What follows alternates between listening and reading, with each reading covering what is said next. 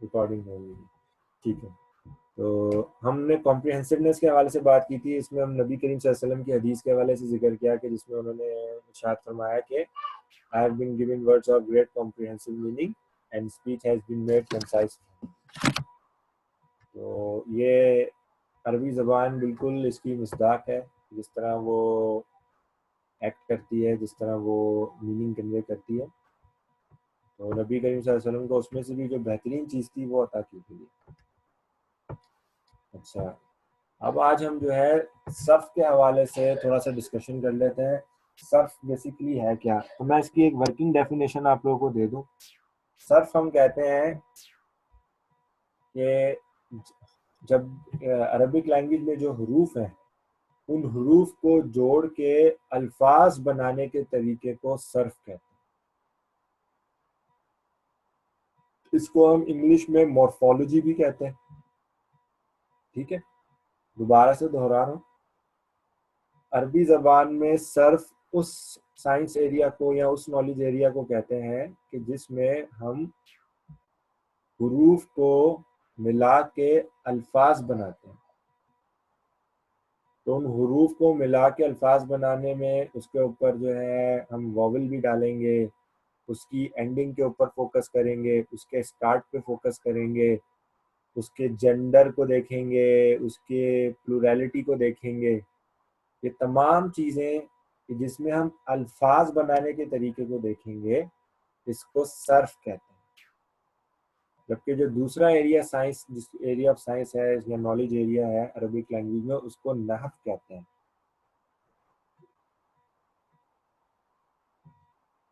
तो नहव के अंदर बेसिकली जो है आप अल्फाज को जोड़ के जुमला बनाने का तरीका जो है वो देखते हैं। तो ये हमारे दो साइंस एरिया हैं, हम इनको पैरेलल में चलाएंगे। ये कभी हमारा सेशन सर्फ का होगा, कभी हमारा नहव का होगा, क्योंकि हो सकता है कल को कोई आपसे पूछे और भाई आपने क्या पढ़ा अरबी के अंदर, तो आप बोल सकते हैं आज हमने सर्फ का टॉपिक पढ़ा या आज हमने नहव का टॉपिक पढ़ा।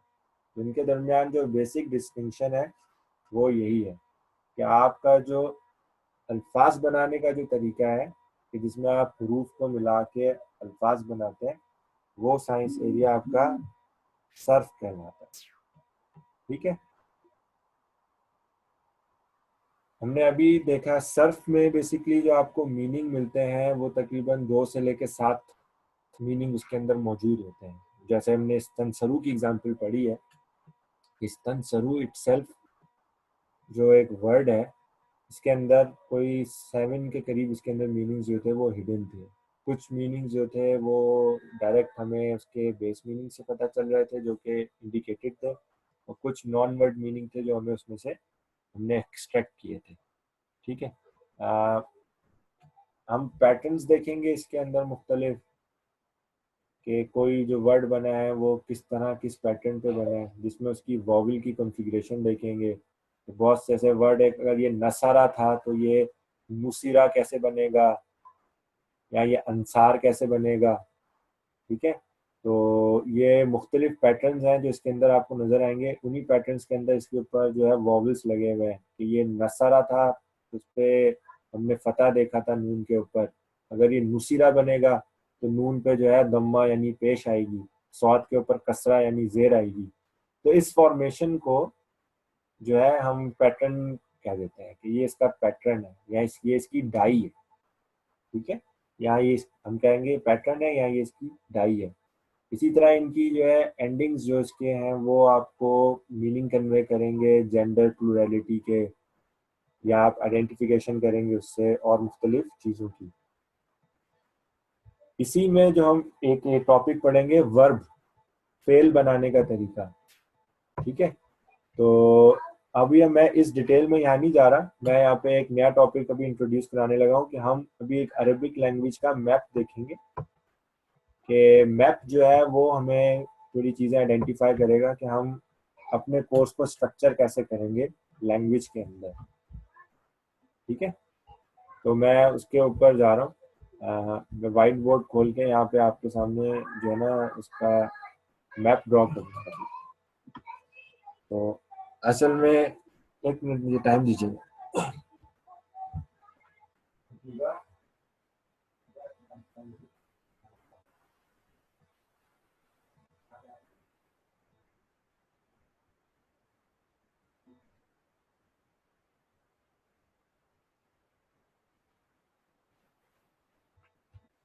जी, सॉरी, माजरत। तो बेसिकली हम अरबी जबान में हमारी जबान से जो भी चीज निकलती है उसको हम बोलते हैं लफ्ज। तो जो मेन चीज है उसको हम बोलते हैं अरबी में लफ्ज।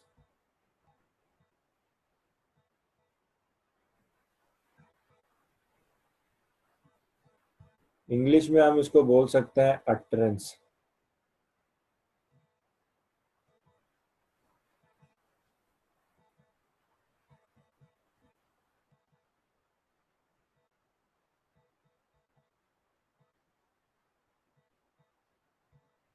लफ्ज बेसिकली हमारी जबान, इसकी जो लغवी मायने है ना, बेसिक मीनिंग है वो है कि हमारी जबान जो भी चीज मुंह से निकाले, हमारी जबान से जो भी चीज अदा हो। असल में इसके जो आप मीनिंग देखेंगे डिक्शनरी में तो इसका मतलब है फेंकना। तो आपकी जबान जो भी कोई चीज फेंकती है या अदा करती है उसको लफ्ज बोला जाता है। तो लफ्ज की बेसिकली जो है उसकी दो कैटेगरीज होती है। एक कहलाती है मुहमल। मुहमल जो है ऐसे लफ्ज होते हैं जिनके कोई मीनिंग नहीं होते। ये अरबिक की टर्म्स है, आपको अगर याद नहीं भी रहती तो कोई मतलब नहीं, मसला नहीं है। ये हम कहते हैं ये नॉन नॉन मीनिंग वर्ड्स होते हैं।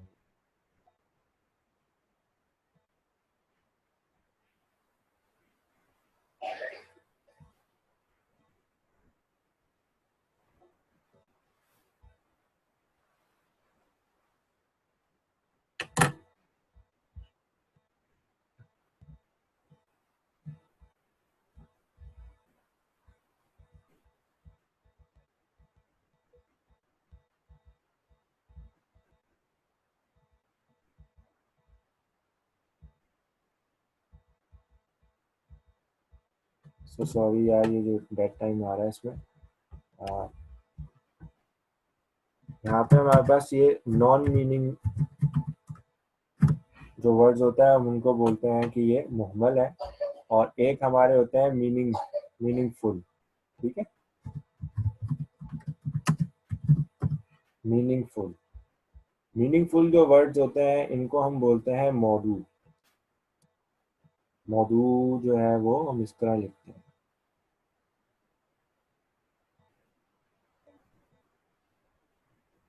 तो मीनिंगफुल और नॉन मीनिंगफुल जब भी आप जबान से अदा करेंगे तो आपको इसी तरह के दो तरह के अल्फाज अदा करेंगे, या तो वो मीनिंगफुल होंगे या मीनिंगलेस होंगे, बामानी होंगे या बेमायनी होंगे। ठीक है। अब इसी बामानी में हम अदा करते हैं दो कैटेगरीज को। एक कहलाती है हमारी कलिमा। ठीक है। जो बेसिकली हमारे कलिमा होते हैं ये जो सिंगुलर हर्फ होते हैं ना उनको बोलते हैं। तो इसके लिए अरबी में एक और टर्म यूज की जाती है मुफरत। तो इसकी मिसाल आप ऐसे ले लें, अगर मैं बोलूं दरख्त उर्दू में ना, दरख्त बोलूं, या मैं बोलूं गाड़ी, किताब, घर, ये तमाम अल्फाज क्या है, सिंगुलर हैं। तो ये मुफरद या कलमा की कैटेगरी में आते हैं।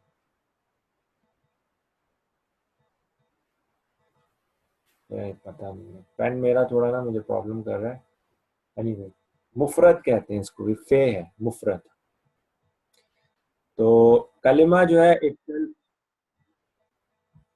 कलिमा जो है बेसिकली ये इसकी जो मीनिंगफुल वर्ड्स हैं उनकी एक कैटेगरी कहलाती है जो कि मुफरद है। इसी कैटेगरी के अंदर जो है हम चीज़ें और डिफाइन करते हैं कलिमा के अंदर, जिसको हम कहते हैं कि इसके अंदर तीन कैटेगरीज आती हैं। इसम, फेल और हर्फ। इसम, फेल और हर्फ।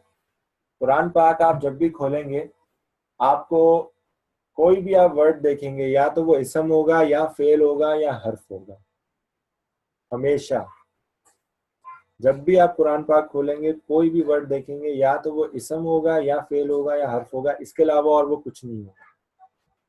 अब दो इसम मिलके एक मतलब दे रहे हैं, या एक फेल एक इसम मिलके एक मतलब दे रहे हैं, या हर्फ और इसम मिलके एक मतलब दे रहे हैं, वो एक अलहदा टॉपिक होता है। लेकिन सबसे पहले जब भी हम कुरान पाक खोलेंगे हमें पहले ये चीज़ आइडेंटिफाई करनी होती है कि ये इसम है या फेल है या हर्फ है, और उसके बाद आगे हमारे पूरा सीक्वेंस जो है वो स्ट्रक्चर फॉर्म होता रहता है। तो बेसिकली मीनिंगफुल वर्ड जो है वो हमारे यही है। फेल में क्या होता है, फेल बेसिकली सिंपल समझ लें, इसम और फेल के हवाले से मैं थोड़ा सा डिस्कशन करना चाहूँगा अभी। पहले मैं जस्ट ये टॉपिक कंप्लीट कर दूँ इसके अंदर कि ये मीनिंगफुल और में एक चीज़ कलमा कहलाती है और एक चीज़ मुरक्कब कहलाती है। मुरक्कब जो है इसमें आपके सेंटेंसेस और फ्रेजेस आ जाती है, इसमें जुमले आ जाते हैं। और जुमले की दो कैटेगरी होती है, एक कहलाता है जुमला ताम जो कि आपको कंप्लीट मीनिंग देता है, ताम कंप्लीशन को भी कहते हैं, और एक कहलाता है जुमला नाकिस जिसको हम इंग्लिश में फ्रेज के साथ रिलेट कर सकते हैं, कि ऐसे जुमले के जिनमें अदा करने के बाद आपको जो है कंप्लीट मीनिंग नहीं मिलती।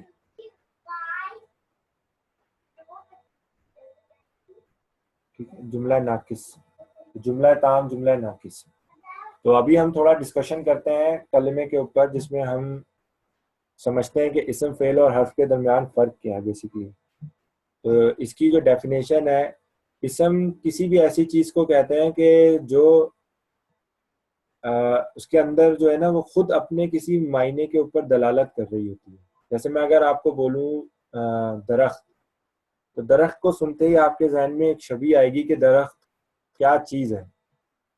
तो आपको नजर आएगा कि हाँ उसका एक तना होता है, उसकी शाखें होती हैं, शाखों पे पत्ते होते हैं, बहुत से दरख्त हैं उन पे फल भी लगे हुए होते हैं।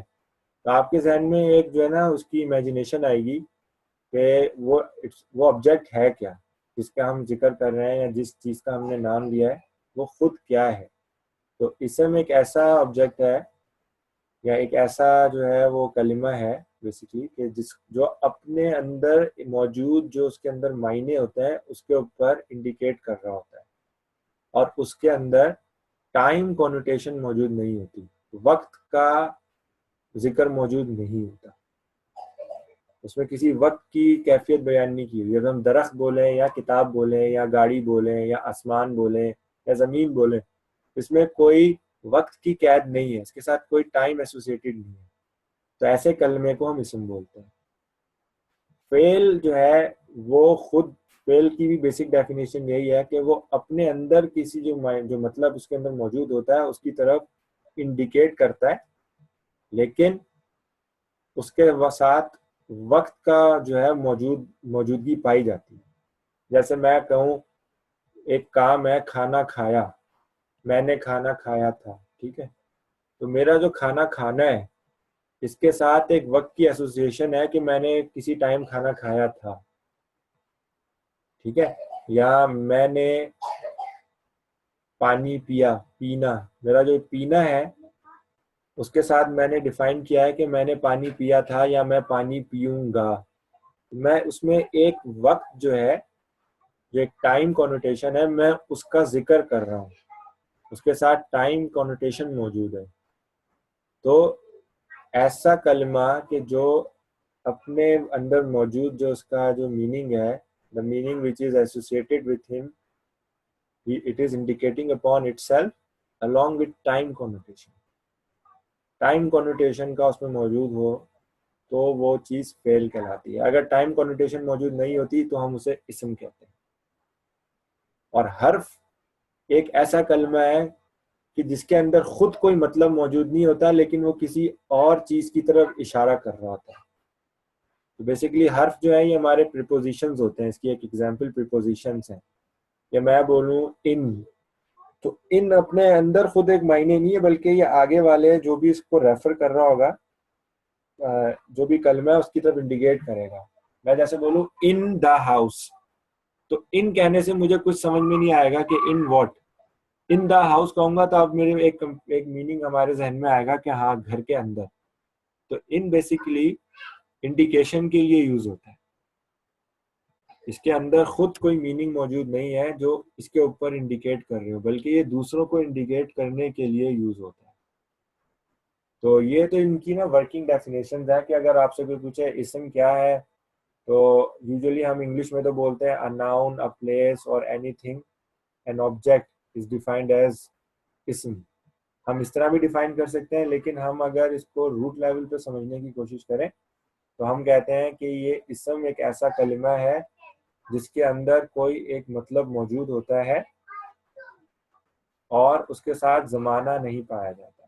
फेल एक ऐसा कलमा है कि जिसके अंदर खुद एक मतलब मौजूद होता है, लेकिन उसके साथ साथ उसमें ज़माना भी पाया जाता है। और हर्फ जो है वो उसके अंदर खुद कोई मतलब मौजूद नहीं होता, लेकिन ये दूसरों की तरफ इशारा करने के लिए इस्तेमाल होता है। तो थोड़ा सा इसम, फेल और हर्फ को अब एक डिफरेंट एंगल से भी समझने की कोशिश करते हैं, वो हमें थोड़ी क्लियर मीनिंग देगा इसके हवाले से। ठीक है। बेसिकली हमारे पास डिफरेंट पार्ट्स ऑफ स्पीच मौजूद है लैंग्वेज के अंदर, और ये अभी का लास्ट टॉपिक है। इसके बाद हम आज की क्लास फिनिश करेंगे। जी कादिर भाई, आपका क्वेश्चन है कोई? सर वो जो नॉन मीनिंग वाला जो टॉपिक था जो अभी आपने वो कर दिया, उसकी कोई एग्जांपल दें और उसकी क्या सिग्निफिकेंस है, वो क्या नहीं इस्तेमाल होगा आगे? सर अरबी जबान में कोई भी चीज नॉन मीनिंग है ही नहीं, और किसी भी लैंग्वेज में कोई नॉन मीनिंग चीज होती नहीं। अब मैं आपको यूं बोलूं क्या मतलब है इसका, कोई मीनिंग कन्वे नहीं हो रही ना। हम्म। ऐसी अदायगी जिससे कोई मीनिंग कन्वे ना हो, कोई उसकी अपनी जो है ना बेस, उसकी वैल्यू या कोई बेस मीनिंग उसकी मौजूद ही ना हो। तो मेरे मुंह से अदा हुई कोई भी जबान जो है, जैसे बच्चे रोते हैं तो वो तो डिफरेंट अंदाज से रोते हैं। किसी को जो है तकलीफ हो रही होती है तो वो कर रहा होता है, तो वो एक्सप्रेशन हमें बेसिकली बताते हैं उस टाइम पे, लेकिन उनके वर्ड की अदायगी हमें कुछ नहीं बताती इसके अंदर। हमें उनके एक्सप्रेशन से वहां समझ में आता है। तो हम अभी एक्सप्रेशंस को अगर हटा के मीनिंग और नॉन मीनिंग में देखें, तो नॉन मीनिंग में वो कैटेगरी आ जाती है कि जिससे आपको कोई मतलब कन्वे ना हो। तो कोई अगर रो रहा है और रोते हुए वो मुख्तलिफ आवाजें निकालता है बच्चा, तो हमें उसकी मुख्तलिफ आवाज़ों से कुछ भी समझ में ना आए जब तक कि हम उसके एक्सप्रेशन ना देखें कि उसकी शक्ल कैसे चेंज हो रही है, आंसू निकल रहे हैं या वो तकलीफ में है। इसी तरह हंसना है तो वो मुख्तलिफ आवाज़ें आती हैं, लेकिन उससे कोई हमें एक्सप्रेशन एसोसिएटेड नहीं होना, तो हमें कोई भी मतलब समझ में नहीं आएगा। तो ऐसे अल्फाज की अदायगी के जिनके साथ कोई मतलब मौजूद ना हो, इसलिए मैंने आपको ना भी इसम, फेल और हर्फ की एग्जांपल्स दी कि इसम, फेल और हर्फ जो है ये है क्या एक्चुअल में, इनके अंदर एक मतलब होता है। तो नॉन मीनिंग के अंदर कोई मतलब मौजूद नहीं होता। क्लियर है? सही। जी आप बिल्कुल, थैंक यू। ठीक। अच्छा, अब मैं यहाँ पे ना कुछ कैटेगरीज लिखता हूँ इंग्लिश में, जैसे हमारे पास पार्ट्स ऑफ स्पीच होते हैं। ठीक है, पार्ट्स ऑफ स्पीच है हमारे, कितने होते हैं पार्ट्स ऑफ स्पीच, किसी को याद है? चलो मैं कुछ रिवीजन करा देता हूँ। नाउन होता है हमारे पास, ठीक है, प्रोनाउन होता है,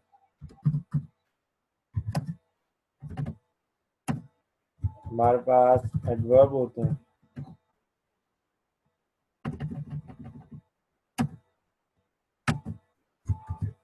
एडवर्ब होते हैं, और हमारे पास एडजेक्टिव्स होते हैं। ठीक है, हमारे पास वर्ब होता है, हमारे पास प्रीपोजिशंस होती हैं, कंजंक्शंस होते हैं, और हमारे पास जो है वो आर्टिकल्स भी है। बेसिकली आप इंग्लिश में अगर इसको हम ना थोड़ी एनालॉजी लेंगे ना, तो हमें ये चीज़ें समझना आसान हो जाती है। हमारे पास इंग्लिश में ये डिफरेंट पार्ट्स ऑफ स्पीच है। ठीक है, noun, pronoun, adverb, adjectives, verb, preposition, conjunctions. तो जब हम इसम को डिफाइन करना चाहेंगे ना अरबी के अंदर, जो हमारा इसम है, तो हम कहते हैं कि ये जो पोर्शन है हमारा, ये इसम है। जो वर्ब है इसको हम इक्विवेलेंट लेते हैं फेल के, और जो बाकी चीजें हैं जैसे प्रीपोजिशन होती है इन, ऑन, एट, अंडर, कंजंक्शंस जो हैं जैसे एंड, और, ठीक है। और आर्टिकल्स क्या होते हैं, ए एंड द, इनको हम कहते हैं कि ये हमारे हर्फ में आते हैं। अब हर इसम की कितनी इकसाम है अरबी में, फेल की कितनी है, हर्फ की कितनी है, ये जैसे जैसे टॉपिक्स आएंगे हम इनको इंट्रोड्यूस करेंगे। तो हमने एक बेसिक अपनी अंडरस्टैंडिंग ले ली है कि हमारी लैंग्वेज का मैप क्या है, किस तरह वर्क करती है। कि एक हमारा स्टार्ट होता है लफ्ज से, कोई भी चीज़ जो हमारी जबान से अदा हो तो वो दो तरह की हो सकती है, या तो वो मीनिंगफुल होगी या मीनिंगलेस होगी। मीनिंगलेस हमारा टॉपिक ही नहीं है। मीनिंगफुल होगी तो अब वो क्या हो सकती है, या तो वो सिंगुलर होगी या वो कंपाउंड होगी। सिंगुलर मतलब कलिमा होगी, और कंपाउंड मीन्स कि वो मुरक्कब होगी। तो सिंगुलर में जो डिवीजन हमने की थी, हमने कहा था वो इसम फेल और हर्फ हो सकता है। और कलिमा में हमने किया था कि वो या तो जुमला नाकिस होगा, इनकम्प्लीट सेंटेंस जिसको हम फ्रेज बोलते हैं इंग्लिश में, या जुमला ताम, कंप्लीट सेंटेंस, क्योंकि इटसेल्फ एक सेंटेंस है। तो कंप्लीट इनकम्प्लीट की जस्ट एक डेफिनेशन में वर्किंग दे सकता हूँ कि ऐसा सेंटेंस कि जब आप उस पर साइलेंस लें और आपको कंप्लीट मीनिंग उससे कन्वे हो जाए तो वो आप सेंटेंस कहेंगे। और ऐसा सेंटेंस कि जिस पे आप साइलेंस लें और कंप्लीट मीनिंग अदा ना हो तो उसको हम फ्रेज कहते हैं। तो हमने ये पार्ट्स ऑफ स्पीच पे हमने देखा कि हम किस तरीके से अपने कलिमा को डिवाइड कर सकते हैं, इसम फेल और हर्फ। नाउन जो है वो कोई भी जगह, किसी भी आदमी का नाम, ठीक है। ये जब हमारे पास डेफिनेशन आएंगी ना, हम उनमें इन तमाम चीज़ों को डिटेल वाइज पढ़ेंगे कि इसम के हवाले से हमें क्या क्या इन्फॉर्मेशन मिलती है। तो वर्किंगली मैं आपको बता रहा हूँ कि नाउन जो है वो इसम, किसी भी जगह, जानवर, आदमी, किसी चीज़ का भी जो नाम है वो नाउन में आ गया, वो इसम में आता है। प्रोनाउन जो है वो किसी नाउन की जगह पे इंडिकेशन के लिए जो भी हम वर्ड यूज करते हैं उन्हें प्रोनाउंस बोलते हैं, जैसे he, she, it, they, you, we, I. Adverb जो है ये वर्ब मॉडिफायर्स होते हैं, ठीक है। एडजेक्टिव जो है ये प्रॉपर्टीज या कैरेक्टरिस्टिक्स होती हैं किसी भी नाउन की, ये नाउन को डिफाइन करती हैं। वर्ब किसी भी एक्शन को बोलते हैं, लेकिन हम जब अरबिक में वर्ब की बात करते हैं तो हम इसमें टाइम कॉनोटेशन के साथ देखते हैं। जैसे अगर मैं किसी काम का जिक्र करूं, बैठना, तो सिर्फ बैठना आपको मैं जब बोलूंगा ना तो उसमें टाइम कॉनोटेशन मौजूद नहीं है, तो उसको हम बोलते हैं कि ये मसदर है। इसमें मसदर, मसदर कैटेगरी में आता है, इसम की कैटेगरी में आता है अरबिक के अंदर। तो मसदर जो है बेसिकली ये बिल्कुल जो बेस मीनिंग होती है ना, ये उसको डिफाइन करता है। बेस मीनिंग के लिए जो है ना ये हम मसदर यूज करते हैं। लेकिन बैठने के साथ मैं कह दूं वो बैठा या वो बैठेगा, अब इसमें टाइम कॉन्ोटेशन भी साथ में आ गई, ठीक है, तब ये फेल कहलाएगा। तो ये शॉर्ट हैंड है कि वर्ब जो है फेल है, लेकिन एक्चुअल में वर्ब का जो बेस मीनिंग जिसमें मिलता है ना हमें, वो हमारा मजदर कहलाता है, और मजदर जो है वो हमारे इसम के अंदर मौजूद होता है। तो ये डेफिनेशन जरूर याद रखनी है। इसम और फेल के दरमियान जो डिफरेंस है वो क्या है कि फेल में हमें जो है वो टाइम भी मौजूद होता है, टाइम कॉनोटेशन मौजूद होता है कि वो प्रेजेंट टेंस में है, पास्ट टेंस में है, या फ्यूचर में हुआ है काम। इसम में ये कैद नहीं होती, ये चीज़ हमें रिस्ट्रिक्ट नहीं कर रही होती। तो इंशाल्लाह आज की जो है हम क्लास को फिनिश करते हैं। कल जब हम, कल तो नहीं, अब हम नेक्स्ट सैटरडे और संडे कंटिन्यूसली बैठा करेंगे इसी टाइमिंग पे 9 से 10। तो उसमें जो है हम फिर डिस्कशन नेक्स्ट टॉपिक का करेंगे, जिसमें हम इंट्रोडक्शन देखेंगे सर्फ के हवाले से कि सर्फ है क्या एक्चुअल में, सर्फ के अंदर क्या क्या चीज़ें हम डील करेंगे, तो उसकी मुख्तलिफ एग्जाम्पल्स देखेंगे। इसी तरह हम शायद थोड़ा बहुत अगर टाइम मिला तो नहव के हवाले से जस्ट टॉपिक को टच करेंगे, नहीं तो फिर उसकी जो नेक्स्ट क्लास होगी नहव को उसमें डिस्कस करेंगे। तो नेक्स्ट क्लास अब नेक्स्ट सैटरडे है, कल कोई क्लास नहीं है क्योंकि कल कुछ लोग ऑलरेडी बिजी थे, कुछ स्केड्यूल था मेरा भी और कुछ और लोगों का भी, तो कल हम कोई क्लास नहीं रख रहे। लेकिन अब नेक्स्ट सैटरडे और संडे हम क्लास रखेंगे। और एक चीज़ और है कि अगर किसी वजह से मैं अवेलेबल नहीं हूँगा सैटरडे की क्लास के लिए या संडे की क्लास के लिए, तो मैं एक दिन पहले सेशन को रिकॉर्ड कर दिया करूँगा और उसे यूट्यूब पे अपलोड कर दिया करूँगा। तो जो क्लास हमें मिस करनी होगी या मैं मिस कर रहा हूँ, तो उस क्लास के लिए मैं पहले से आप लोगों को इन्फॉर्म कर दूंगा कि इस दिन क्लास नहीं होगी, और उसका रिकॉर्डेड सेशन जो है आपको अवेलेबल होगा फ्राइडे नाइट को या सैटरडे नाइट, ताकि आप लोग अपनी रूटीन मिस ना करें उस दिन की। ठीक है, तो मेरी तरफ से जो है ये टॉपिक यहाँ पे फिनिश होता है, मैं रिकॉर्डिंग फिनिश कर रहा हूँ। तो आप लोगों में से अभी किसी को कोई सवाल हो तो आप सवाल कर सकते हैं।